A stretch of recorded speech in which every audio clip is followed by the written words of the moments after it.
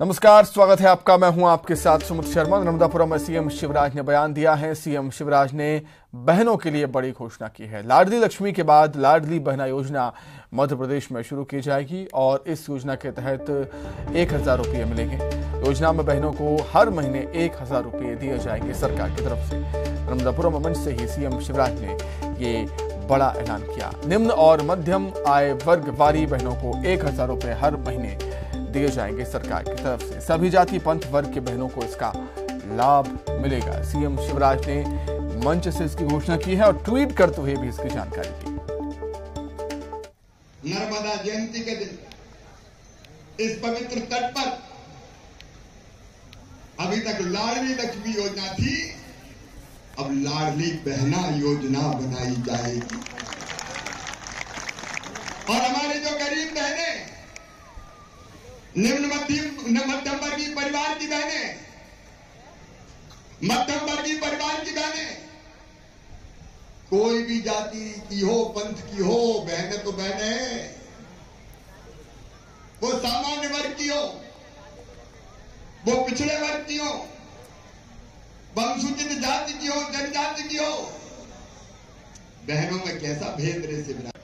अच्छा, ये एक्स्ट्रा है, बाकी जो मिल रहा है पहले से वो मिलेगा ही। और इसलिए ये लाडली बहना बजट सत्र में प्रावधान करेंगे। पूरे प्रदेश में फॉर्म भरे जाएंगे और मैंने कहा केवल इनकम टैक्स देते हैं बड़े लोग हैं, उनको छोड़ के बाकी सब बहनों को मिलेगा। उनका पूरा डिटेल बनाऊंगा, लेकिन बहनों की जिंदगी बदलना है और भैया तो बहनों को कुछ ना कुछ तो देगा ही ना। सीएम शिवराज और मध्य प्रदेश बीजेपी के प्रदेश अध्यक्ष वीडी शर्मा ने प्रदेशवासियों को नर्मदा जयंती की बधाई शुभकामनाएं दी। सीएम ने वीडियो जारी कर बधाई दी है। तस्वीरों में देख सकते हैं दोनों नेता एक प्लेन में सफर करते हुए आपको नजर आ रहे होंगे।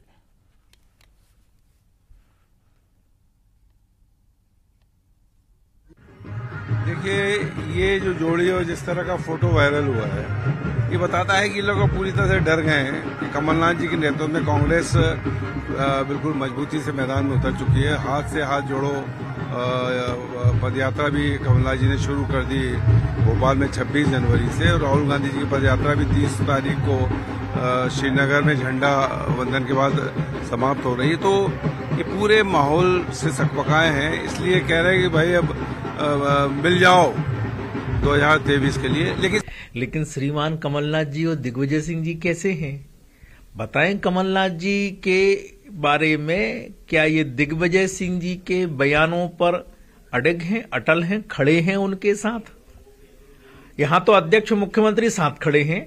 दिग्विजय सिंह जी के जम्मू कश्मीर में भारत जोड़ो यात्रा के दौरान दिए गए बयानों पर श्रीमान कमलनाथ जी का क्या कहना है? क्या वो साथ खड़े हैं? और रही बात आने वाले चुनाव में, तो आने वाले चुनाव में मुख्यमंत्री तो छोड़िए, श्रीमान कमलनाथ जी पीसीसी अध्यक्ष पद पर भी नहीं रहेंगे। सीएम शिवराज ने सीहोर जिले के अपनी गृह विधानसभा बुधनी के जैत और खितवई गांव का दौरा किया। सबसे पहले सीएम शिवराज खितवई पहुंचे, जहां वो 7 दिनों से जारी श्री लक्ष्मी नारायण यज्ञ के समापन कार्यक्रम में शामिल हुए। मुख्यमंत्री ने सभी प्रदेशवासियों को नर्मदा जयंती की शुभकामनाएं दी। इसके बाद मुख्यमंत्री शिवराज सिंह चौहान सपरिवार अपने गृह ग्राम जैत के गौरव दिवस समारोह में शामिल हुए। इस मौके पर उन्होंने ग्राम की प्रतिभाओं का सम्मान किया, बुजुर्गों का आशीर्वाद लिया और मेधावी छात्रों को पुरस्कृत भी किया। साथ ही गांव वालों को नशा मुक्ति, पेड़ लगाने, बेटियों का सम्मान करने, अपने गांव को स्वच्छ और सुंदर बनाने और बिजली पानी बचाने का संकल्प भी दिलाया।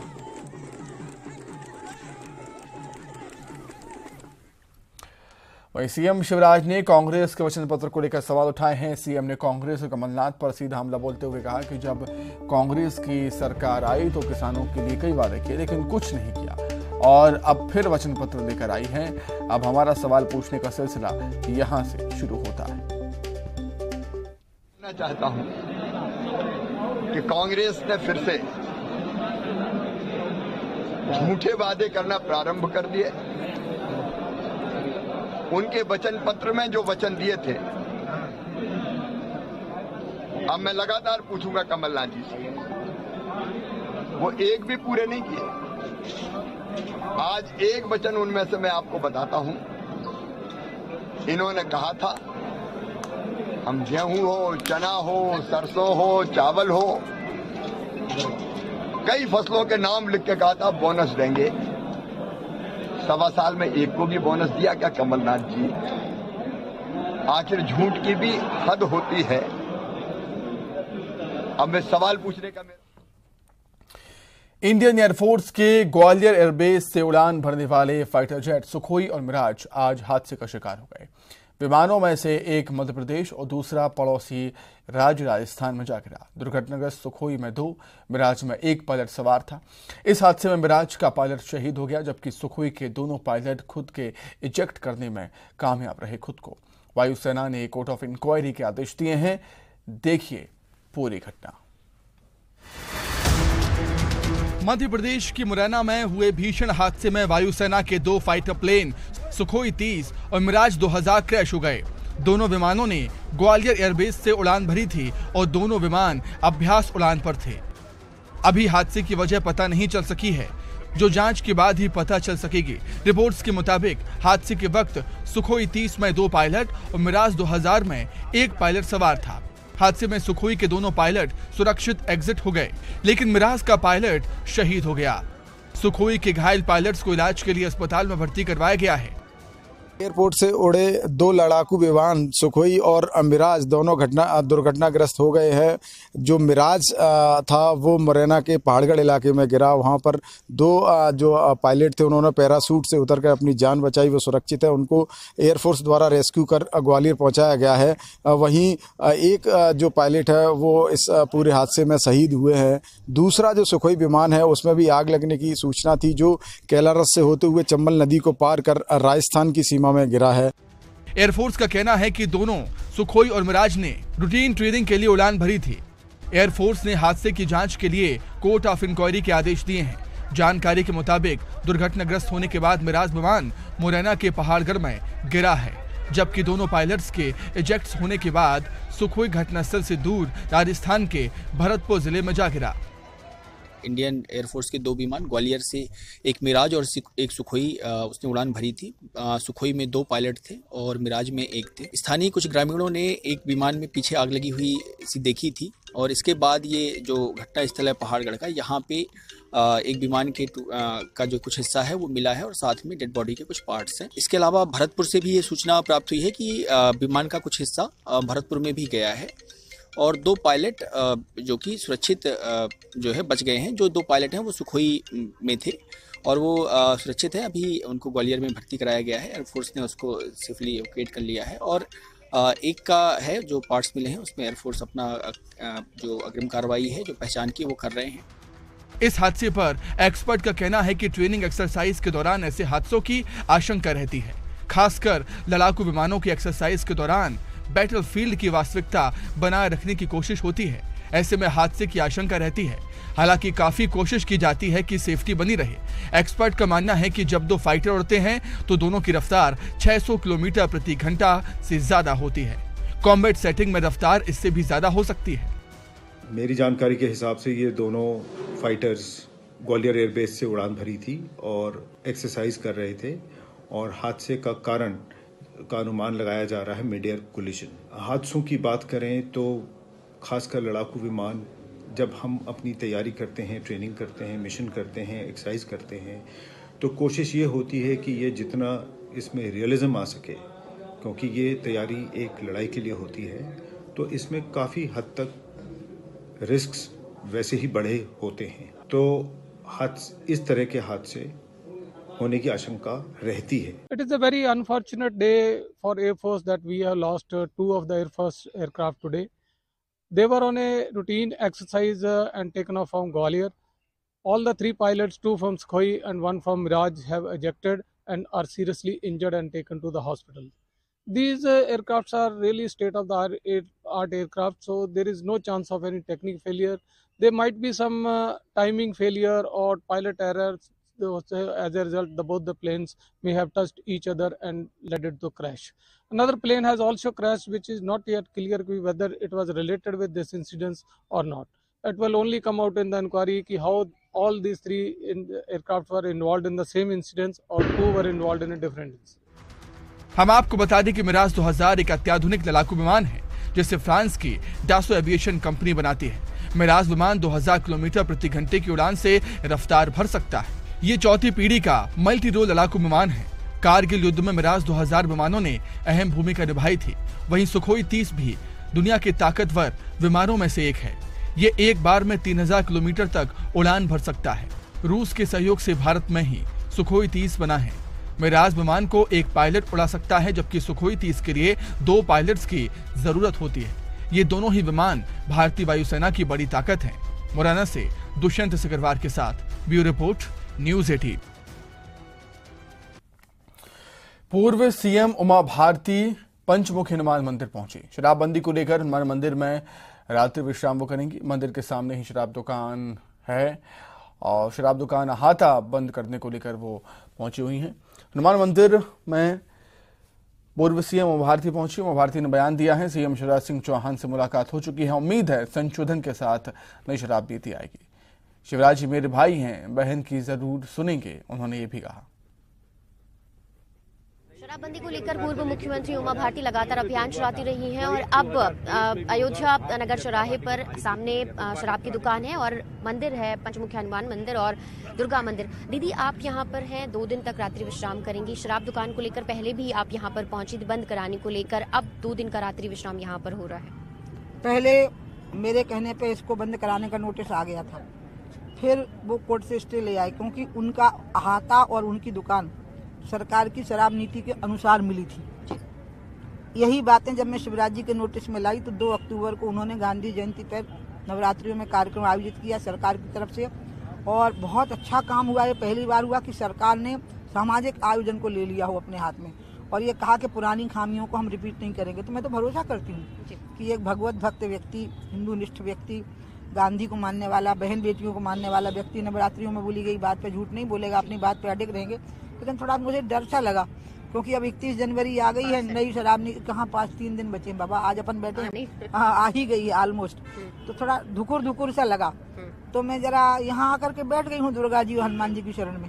तो ये हमारे साथ पूर्व मुख्यमंत्री उमा भारती हैं जो नई शराब नीति से पहले पंचमुखी हनुमान मंदिर पहुंची हैं और कुछ आशंकाएं जरूर है उनके मन में और यही वजह है कि वो यहाँ पर बैठी हैं। लेकिन उम्मीद है कि जब नई शराब नीति आएगी तो उसमें उन तमाम बातों को ध्यान में रखा जाएगा जिसको लेकर उन्होंने मुख्यमंत्री शिवराज सिंह चौहान से मुलाकात की थी और उनके ही हिसाब के मुताबिक, उनके ही दिए गए जो संशोधन है उनके मुताबिक ये जो नई शराब नीति है वो जरूर आएगी। कैमरामैन मोहसिन के साथ रंजना दुबे, न्यूज़ 18 भोपाल। शहडोल में खदान हादसे में मरने वालों की संख्या अब 7 हो गई है। बंद पड़ी खदानों से 3 और शव मिले हैं। 26 जनवरी को 4 शवों को बरामद किया गया था। धनपुरी थाना के बंद पड़े यूजी माइंस की घटना है।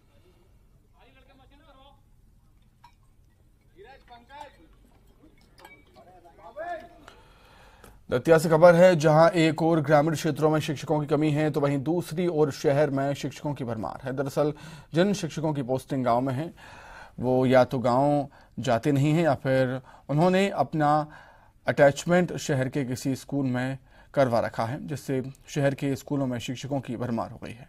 शहर के तलैया मोहल्ला में स्थित इस स्कूल की तस्वीर देखिए, जहां मुट्ठी भर छात्र हैं और 3 टीचर पदस्थ हैं।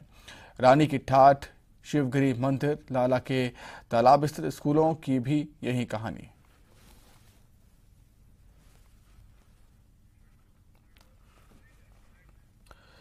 देवास में पिछले कई दिनों से हड़ताल पर बैठे आंगनबाड़ी कार्यकर्ता, मिनी कार्यकर्ता, सहायिका संघ कार्यकर्ता और भारतीय मजदूर संघ से जुड़ी महिला कार्यकर्ताओं ने रैली निकालकर थाली बजाकर प्रदर्शन किया। महिला कार्यकर्ताओं का कहना है कि मांगे नहीं पूरी होने पर वे अनिश्चितकालीन हड़ताल पर भी जा सकती हैं। इस दौरान महापौर प्रतिनिधि दुर्गेश अग्रवाल ने महिलाओं से बातचीत कर मुख्यमंत्री तक उनकी बात पहुंचाने का आश्वासन दिया।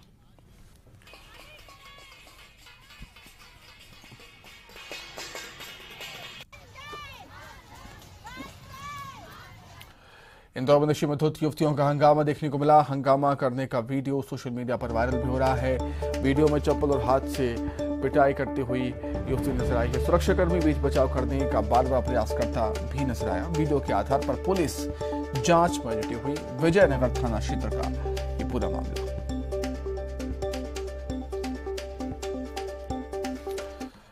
राजधानी भोपाल में हफ्ता नहीं देने पर युवक पर जानलेवा हमला हुआ है। अरशद ने 4 साथियों के साथ मिलकर हमला किया। दुकान पर बैठे वसीम पर चाकू से हमला कर दिया। हमले में वसीम की एक हाथ की 3 उंगलियां कट गई हैं, जख्मी हो गया हाथ। वसूली को लेकर कल देर रात भी हंगामा हुआ था। आरोपियों से वसीम के भाई का विवाद हनुमानगंज थाना क्षेत्र के काजी कैंप इलाके का पूरा मामला।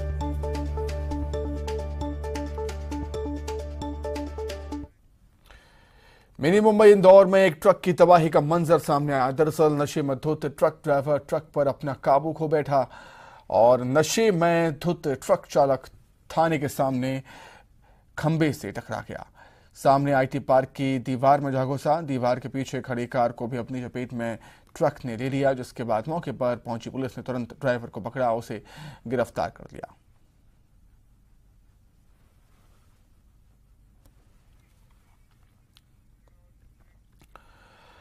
रतलाम में गैंगरेप के मामले में दोषमुक्त शख्स ने अब रतलाम से दिल्ली के लिए पुरुष उत्पीड़न विरोधी यात्रा की शुरुआत की है। इस शख्स का नाम है कांतू अमलियार, जो हाल ही में 2 साल की जेल की सजा काट कर आया है।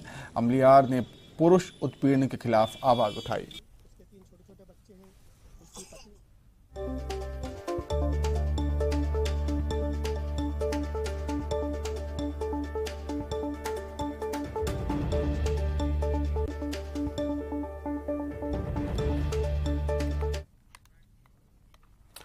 खरगोन जिले के बड़वाह में नर्मदा तट पर साधु संतों की अनोखी तपस्या शुरू हो गई है। ये ऐसी तपस्या है जिसे देखकर हर कोई दंग रह जाएगा। आप रिपोर्ट देखिए और मुझे दीजिए इजाजत। नमस्कार। कोई दहकते अंगारों के बीच बैठा है तो कोई दहकते अंगारों के बीच बैठकर सिर पर जलता हुआ खप्पर लेकर बैठा है। सबसे कड़ी और कठिन तपस्या की ये तस्वीरें हैं खरगोन के बड़वाह के नर्मदा तट की। नर्मदा तट पर स्थित सुंदरधाम आश्रम में साधु संतों की ये तपस्या बसंत पंचमी से शुरू हुई है, जो गंगा दशहरा तक चलेगी।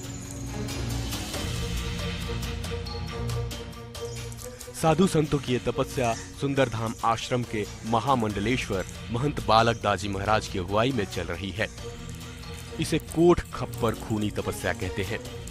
तपस्या शुरू करने से पहले महामंडलेश्वर महंत बालक दास जी महाराज और अन्य संतों ने विधि विधान से पूजा अर्चना किया और इसके पश्चात हवन और भंडारा प्रसादी का आयोजन हुआ। श्री श्री कोट खप्पर तपस्या बसंत पंचमी से प्रारंभ होकर गंगा दशहरा तक 4 माह चलती है। रोजाना तन झुलसा देने वाली धूप में दोपहर 12 बजे से 3 बजे तक बालक दास जी महाराज के सानिध्य में संत जलते कंडों का घेरा बनाकर अपने सिर पर जलता हुआ खप्पर रखकर भगवान की आराधना करते हैं। आश्रम की ये परंपरा ब्रह्मलीन संत श्री सुंदरदास जी महाराज के समय से चली आ रही है।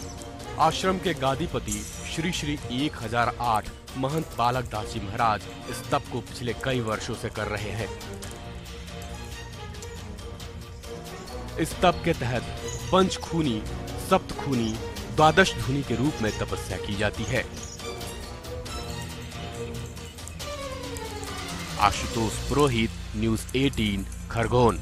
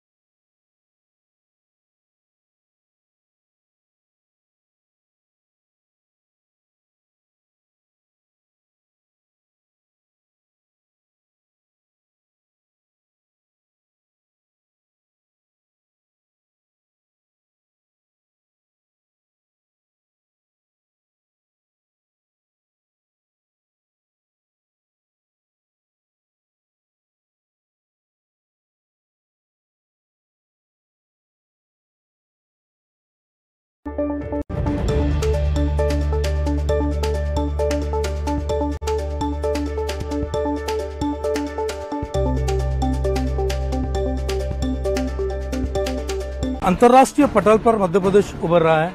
अभी ग्लोबल इन्वेस्टर समिट हुई है और फिर खजुराहो में G20 की बैठक हो रही है। माननीय प्रधानमंत्री जी जिस प्रकार से मध्य प्रदेश पर उन्होंने भी बहुत फोकस किया है, तो इस प्रकार से मैं ऐसा मानता हूं कि G20 देशों की बैठक और खजुराहो में कल्चरल ग्रुप की बैठक होना ये और महत्व का इसके कारण से बनता है। हम देख रहे हैं कि लगातार मौके रोजगार के आ रहे हैं, खजुराहो की तस्वीर बदल रही है। टूरिज्म बड़े पैमाने पर अब बढ़ने की संभावना है। जिस तरह से बाबाओं को लेकर लगातार विवाद आ रहे हैं, सियासत हो रही है। नहीं देखिए, मेरा ऐसा मानना है कि कोई भी हो, समाज के लिए जो अच्छा काम कर रहे हैं वो कर रहे हैं। मध्य प्रदेश का बुंदेलखंड और यूपी का बुंदेलखंड मिलकर या दोनों प्रदेशों के नेताओं को साथ मिलकर एक नई विकास की इबारत लिख रहा है बुंदेलखंड। दोनों सरकारें बैठी, मैं दोनों मुख्यमंत्रियों को भी बधाई देता हूं और धन्यवाद करता हूं। केन बेतवा लिंक परियोजना के सारे समस्याओं का समाधान करके और आज 44,605 करोड़ की परियोजना इस क्षेत्र को मिल रही है।